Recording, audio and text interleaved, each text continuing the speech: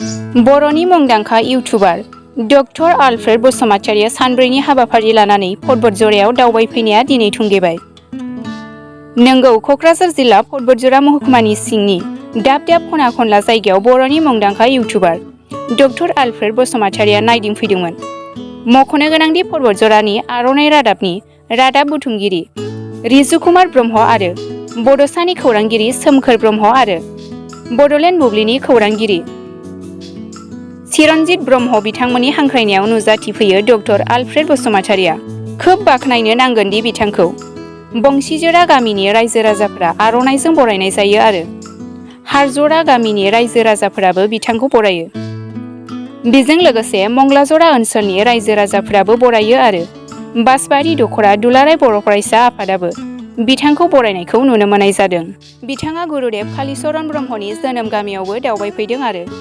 सारायसर बिलोजों लोगोसे ब्रह्म धर्मनि गिबि जयग' होनाय थावनि बैनागुरियावबो नायदिंहैदों आरो बेजों लोगोसे बड'लेण्ड सोमावसारनायाव गिबि खेब 1988 मायथाइयाव लोब लोब रायजो राजाफोर बाहागो लानाय बासबारि गोजौ फरायसालिनि गुवार फोथारखौबो नायदिंलाङो। बिथाङा जोंनि खौरांगिरिनि सिगाङाव ओरैबायदि फोरमायो, बतझरआ मोनसे जारिमिनारि जायगा आरो बिथाङा गावखौ जोबजासे हेफाजाब होनायनि थाखाय हांख्रायगिरि जेरै रिजु कुमार ब्रह्म आरो सोमखोर ब्रह्म लोगोसे चिरन्जित ब्रह्म बिथांमोनखौ रोजा रोजा साबायखर बावो। दा सानब्रैनि हाबाफारि लानानै बे बतझराव नोंथाङा दावबायनो फैदों, बिनि बागै बतझरखौ दावबायनानै माबायदि नुखो दिनै?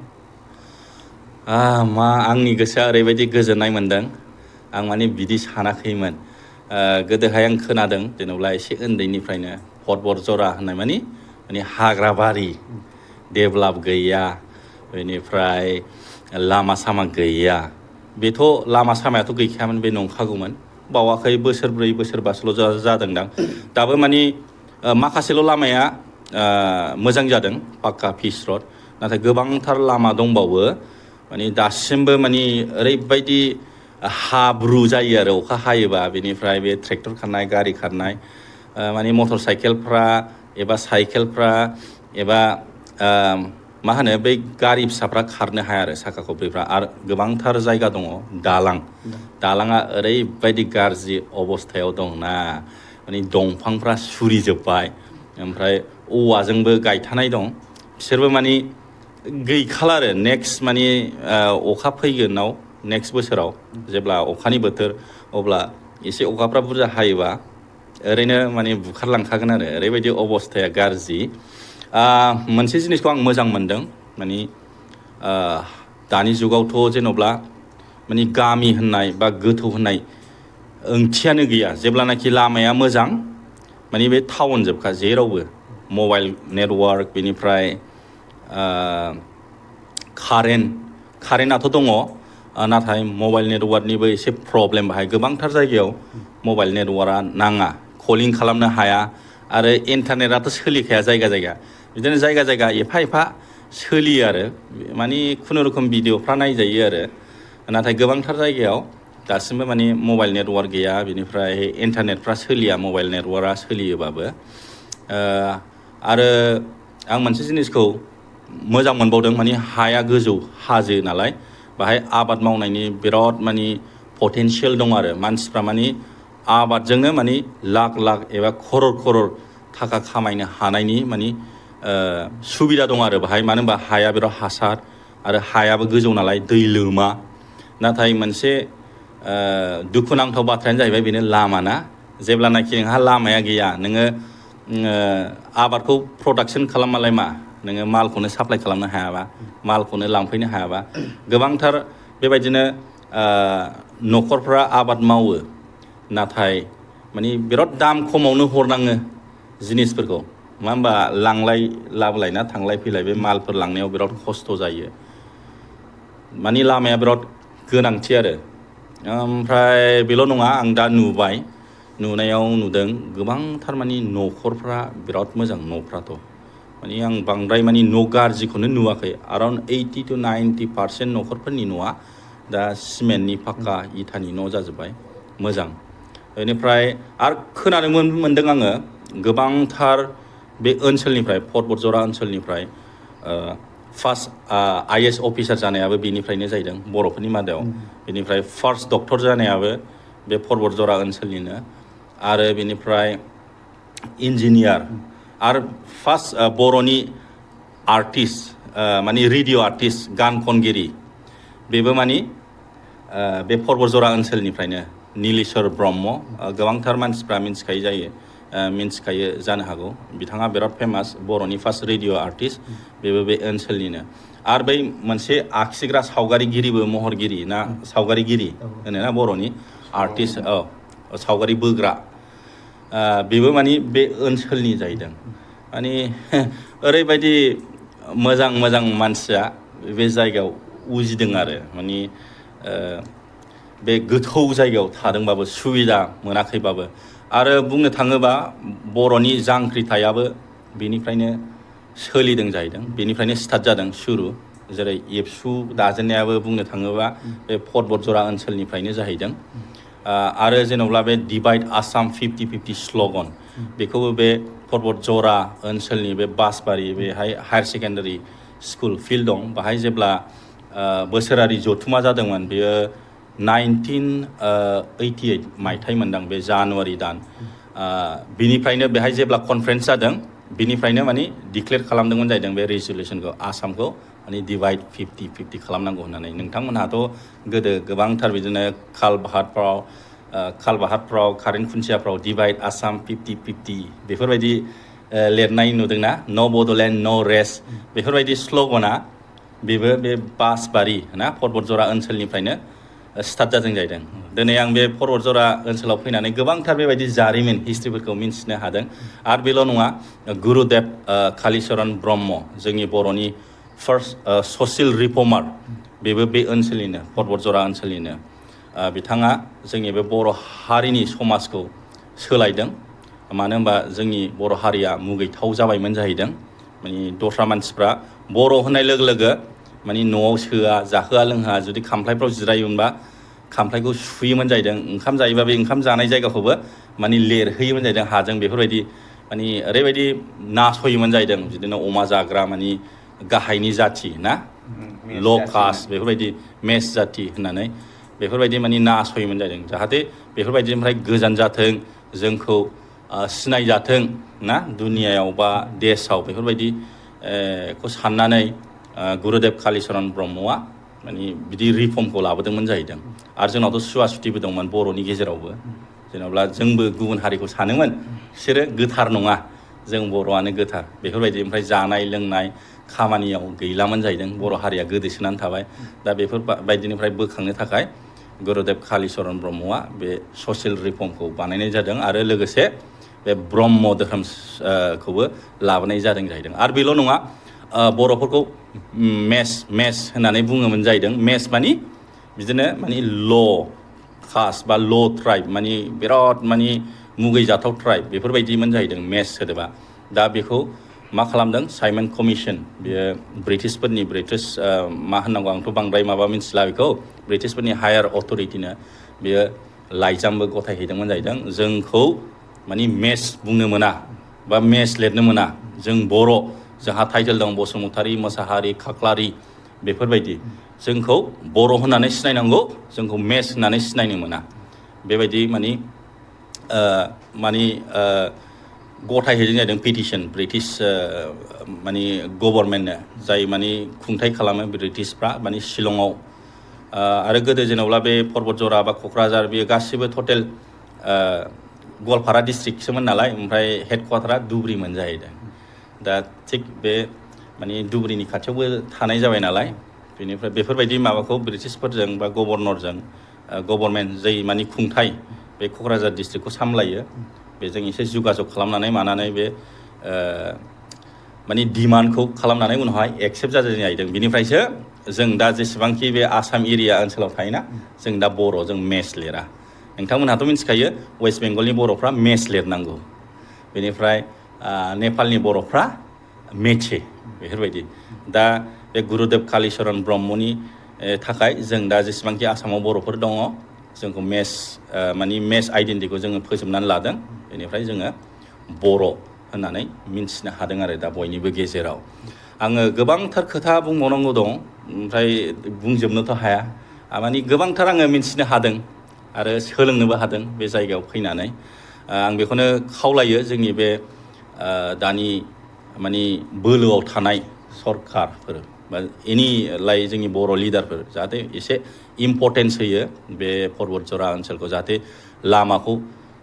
माने थाबैनो बानायना होयो जाहाथे बिनि थागिरिफोर जाहाथे बिसोरबो मोजां सुबिदा मोननाय बायदि थांलाय फैलाय हानाय बायदि आरो कलेज स्कुल्सफोरखौ एसे मोजाङै इनफ्रास्ट्राक्चारफोरखौ डेभेलप खालामना होयो आरो बेल' नङा माने बेयो जोंनि बर'फोरनि जारिमिन जायगा माने टुरिजमखौ डेभेलप खालामनो हायो बे एरियायाव आरो गोबांथार हिस्ट'रिक जायगाफोर दङ आं माखासेखौ खिन्थानो हाया गोदो माने बे एरिया राजा थाबायग्रा लामाबो दंमोन जाहैदों जेब्ला कचबिहारावबो राजा दंमोन नालाय ओरैहायबो सोरबा राजा दंमोन बेजों थांलाय फैलाय गरायजों ओमफ्राय राजाफोर सिखार खालामग्रा बिदिनो गोबांथार माने जारिमिनफोर दङ आङो खिन्थाजोबनो हाया आंबो माने बाहाय फैनानैसो मिन्थिनो हादों नोंथांमोनहा सोरबाफोर जुदि बेफोरबायदि जारिमिनखौ मिन्थिनो लुगैदोंबा नोंथांमोनहा गावसोरनो फैनो हागोन बे पर्बतजरा ओनसोलाव गोबांथार सिनियर माने गोरों गोराफोर दङ फुराना माने सिनियर सिटिजेन बेफोरजों फैनानै एसे माने सावरायफैनो हागोन आरो सोंलु खालामनो हागोन आङो बे पर्बतजरायाव फैनायनि ट्रिपआ माखासे जोंनि बे बर'नि निउस चेनेल पर्टेलफोरनि करेसपन्डेन्सफोर दङ जोंनि बे पर्बतजरा ओनसोलनिफ्राय जेरै जोंहा बड'सा दङ बेनिफ्राय आर'नाइ रादाब दङ आरो बेनिफ्राय दा बड'लेण्ड बुब्लि बेनिफ्राय दा टाइम्स नाव बड'लेण्ड ना दा टाइम्स नाव बड'लेण्ड आं बे चेनेलनि जेसेबांखि करेसपन्डेन्सफोर दङ जोंनि बे पर्बतजरा ओनसोलनिफ्राय बिथांमोनखौ आंनि गोसो गोरबोनिफ्राय रोजा रोजा साबायखर बावनाय जाबाय मानो होनबा आङो जेबो गिदिंनो हानाय नङामोन आरो जेबो मिन्थिनो हानाय नङामोन बिथांमोनहा आंखौ लानानै गिदिंदों बिदिनो खना खनला जायगा जायगा गामि गामि बिथांमोनहा देखायदों आरो सोरजों रायलायनांगौ सोरजों रायलायनाङा सोरखौ लोगो हमनांगौ सोरखौ लोगो हमनाङा बिथांमोनहा दैदेनदों बेनि थाखाय बेयो पसिबोल जादों आरो बेल' नङा जेसेबांखि पर्बतजरा ओनसोलनि गामिनि रायजो राजा नोंथांमोनखौ आंनि गोसो गोरबोनिफ्राय आङो आंनि अननायखौ जासिहरबाय नोंथांमोनहा जेखि गामियाव आं थाङाखै माने नोंथांमोनहा गामियैनो माने लैहोर लैहोर हिन्जाव बा जा हौवा बा जा बोराय बुरि गासिबो ओंखारनानै आंखौ वेलकाम खालामदों आरो आङो निमाहा बियो गोबांथार गामियाव आं थांनो हायाखै लेंहरदोंमोन गोबांथार गामियाबो जोंनि गामियावबो एसे फैनानै बेरायफै जोंखौबो एसे नायफै बेफोरबायदि आंखौ खावलायहरदोंमोन नाथाय समनि आंखाल आं मोनफ्रोमबो गामियाव माने सौहैनो हायाखै नोंथांमोनहा अननानै निमाहा होदो आङो माने आसा खालामबावबाय फैगोन समाव बिदिनो एसे टाइम दिरुनलायनानै बिदिनो नोंथांमोनखौबो लोगो मोनलायगोन होननानै आङो बेखौनो नोंथांमोननो फोरमायहरनाय जाबाय अननायखौ जासिहरनाय जाबाय नोंथाङा नैबे दावबायनायावहाय माबाफोर जेंना जेंसिजों भुगिनांदों नामा लामा सामा थाबायनायाव जेबोथ' प्रब्लेम गैया मानो होनबा जोंहा नै फंबाय रिजु दं बेनिफ्राय जोंहा माखासे करेसपन्डेन्सफोर दङ जोंनि बे निउस चेनेल बर'नि निउस चेनेलफोरनि करेसपन्डेन्स बिथांमोनहाबो आंखौ बिराद हेल्प खालामदों आं दहायबो मेनसन खालामखाबाय बे चेनेलफोरखौ बड'सा जेरै टाइम्स नाव बड'लेण्ड बेनिफ्राय दा बड'लेण्ड बुब्लि बेनिफ्राय मोनसेया आर'नाइ रादाब बे चेनेलनि करेसपन्डेन्सफ्रा आंखौ बिराद हेफाजाब होदों आरो बेल' नङा गोबांथार मानसिफ्रा गामिनि रायजो राजाफ्राबो आंखौ मदद होदों नों जुदि लं लास्टिं जानोबा ना गोबाव सम सोलिनोबा माने स्टेप बाय थांनांगौ माने गावनो खस्थ' खालामनांगोन जुदि नोङो सानसेयावनो फेमास जानो लुगैदों मालायनि बे हार्ड वार्कखौ लानानै गावनि क्रेडिट लानो लुगैदों बे माने बारा गोबाव सोलिनाय नङा माने दसे समल' सोलिगोन आरो बेनि थाखायनो माने गावआव हार्ड वार्क खालाम खस्थ' खालाम बेनिफ्राय माने स्टेपखौ माने लासैनो गाखो आरो स्टेप बाय स्टेप जेनेबा नों खेबसेनो स्टेपखौ मोनब्रै मोनबा बारखोयोबा गोलैयो होननानै गालिनानै गोलैयो होननाय दंना थिग बेबायदिनो आरो गावनि खामानिखौ गावनो माव सासे राफोद इउटुबार जानोबा माबायदि आखुथाय बा माबायदि भिडिअ बा मा रोखोम साखाफारा जानांगोन सासे सुबुङा डिपेन्ड खालामो नोङो जेनेबा माबायदि कन्टेन्ट लाबोनो बेनो सिनसियार जानांगौ हार्ड वार्किं जानांगौ बेनिफ्राय कनसिस्टेन्सिखौ बर'आवबा मा होनो माने रेगुलार जानांगोन आरो नों सब समाय बे नङाखि दिनै भिडिअ आपल'ड खालामबाय बेनिफ्राय है माथो भिउसानो फैयासैब्रा माथो लाइक्सआनो फैयासैब्रा है माथो साबस्क्राइबारानो बारायासै होननानै उन्दुनानै थाबाय नोङो आरो मास मोनथाम मोनब्रै जालायबाय थालायबाय सोरनिखौबा नुनानै होफिननांसिगोनलायलै होननानै आरो गोदान भिडिअ आपल'ड खालामफिनलायबाय बिदि जानाय नङा नोंहा जुदि टारगेट लाखादोंबा जेनेबा आङो दैलि भिडिअ आपल'ड खालामगोनबा दैलि भिडिअ आपल'ड खालाम जुदि सप्तायाव खेबसेल' भिडिअ आपल'ड खालामगोनबा सप्तायाव मोनसे बा सप्तायाव मोननै बेफोरबायदि मोनसे टारगेट ला आरो जेनेबा बयहाबो मोनसे क्वालिटिस थायो गावनि बे टेलेन्ट थायो बे टेलेन्टखौ देखायनो नाजा जुदि नोंहा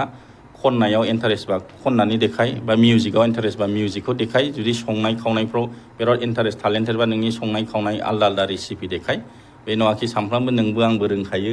बेफोरबायदि नङा आरो बेल' नङा एक्टिं खालामोबा एक्टिं खालामनानै देखाय बा मोसानाय रोंगौबा मोसानानै देखाय बेनिफ्राय कमेडि रोंगौबा कमेडिबो देखाय माने आरो साइन्स एन्ड टेक्न'लजिनिबो देखायनो हायो नोङो जेनेबा एजुकेसनेल भिडिअ बा निउस आपडेट बेफोरबायदि आरो एनिमेसन खालामनानैबो देखायनो हायो बा ड्रयिं सावगारि आखिनानैबो देखायनो हायो गोबांथार बेबायदिनो आलदा आलदा रोखोमनि माने टपिकफोर दं आइडियाफोर दं बेफोरखौ माने फोरमायनो हायो बे नङाखि सोरबा सासे मा होनो जेनेबा ओंखाम ओंख्रि संनाय देखायबाय आंबो बयबो बे नङा सोरबा सासे मा होनो शर्ट भिडिअ बानायबाय बयबो शर्ट भिडिअ बानायबाय बे नङा आरो माने गावबाव टेलेन्ट बा जाय जेखौ मावनो मोजां मोनो जाय जेखौ माने खालामनो मोजां मोनो बेफोरबायदिखौ देखायनाया मोजां आरो नोंथांनि आबुं सिनायथिखौ होनो हागोन नामा नायगिरि बिथांमोन माने एजुकेसनखौथ' गोबांथार मानसिया मिन्थिखायो होमबाबो आङो खिन्थाबावनोसै आं ओरैनो एजुकेसनेल क्वालिफिकेसन होनबा आङो PhD कमप्लिट खालामदों आं 2016आवनो आङो आवार्ड जादों आंनि PhD डिग्रिया बेनिफ्राय आङो इउनिभार्सिटिसाव फोरोंदोंमोन सिगाङाव आङो university of Delhi Miranda house बेनिफ्राय गुवाहाटीयाव Lakshmibai national institute of physical education बाहायबो फोरोंदोंमोन बेजों लोगोसे आङो 2017निफ्राय ओरैनो जास्ट मबाइलजों आङो भिडिअ बानायलाबायदोंमोन बेनिफ्राय नायदोंमोन भिडिअखौ बानायलाबायनानै ओमफ्राय मोजां मोनदों इन्टारेस्ट बा आंबो बानायनो हायो माथो आंबो रोंगौ बेफोरबायदि ओरैनो जास्ट केजुवेलि बानायलाबायनानै माने मबाइलजों बानायलाबायदोंमोन बेनिफ्राय आङो इउटुबाव आपल'ड खालामदों मोजां मोनदों नालाय आरो बिदिनो ट्राइ खालामबावबाय बिदिनो मोजां मोनलांबाय बेनिफ्राय मोजां मोनलांबाय नालाय आङो स्टाडिस खालामबाय जेनेबा माबायदि एडिटिं खालामबा मोजां जायो मा सफ्टवेयार्सफोर दङ एडिटिंनि थाखाय बेफोरखौ आङो रिसार्च खालामदों उनावहाय मिन्थिलांदों आरो केमेरानि सोमोन्दैबो मिन्थिदों माबायदि सेटिं खालामनांगौ मा केमेरा दं आरो माबायदि केमेराया मोजां ब्लगिंनि थाखाय बेफोरबायदिखौ आङो स्टाडिस खालामनानै रोंलांदों आरो नोंथाङा गुबुन जायगायाव दावबायना फैबाय नैबे फुट बजाराव दावबायफैनानै माबायदि मोनदों फुट बजारनि रांखान्थि फुट बजारनि हालोदखौ माबायदि मोनदों फरबरजरायाथ' आं दहाय सिगाङावबो खिन्थाखादों जायगाया बिराद मोजां एग्रिकालसारनि थाखाय बिराद पटेनशियेल आरो टुरिजमनिबो थाखाय अनलि एन्ड अनलि माने बै कमिउनिकेसनखौ डेभेलप खालामनांगोन रड ट्रेन्सपर्ट कमिउनिकेसन बे लामानि हान्था मेला बेहाय एसे गोब्राब जायो बाहाय माने नोङो आबाद मावनानै लाख बा क्रर खामायनो हायो बिनि पटेनशियेल दं मानो होनबा बे हाया गोजौ बाहाय आरो हासार गोनां very very fertile आरो आङो आंनि गोसो गोरबोनिफ्राय आङो साबायखर बावनो सानबावो फिटि फिल्म प्रडाक्शन बिथांमोनहा जोबोद हार्ड वार्किं बे पर्बतजरा ओनसोलनिनो बिथांमोनहा हाबा हुखाफ्राव प्रग्रामफ्राव एनि प्रग्राम बिथांमोनहा फट'ग्राफि खालामो आरो भिडिअबो बानायो नोंथांमोनहा जुदि सोरबाफोर फट'ग्राफि नांगौबा भिडिअ बानायोबा बिथांमोनखौ लेंहरनो हागोन बिथांमोनहा बिराद माने एनार्जेटिक यां एन्ड डाइनामिक आरो लोगोसे निजोम बसुनिफ्राय साबायखर बावनो सानबावो निजोम ब्रह्म बिथाङाबो इउटुब चेनेल दङ ब्रह्म ब्लग बिथाङा आंखौ बिराद हेफाजाब होदों आं दा बिथांनि न'आवनो हरनै जाबाय बिथाङाबो आंखौ जाहोदों लोंहोदों बेरायनायाव जेब्लायबो थाफाबाय थादों आङो गासिबो जायफ्रा आंखौ हेफाजाब होबाय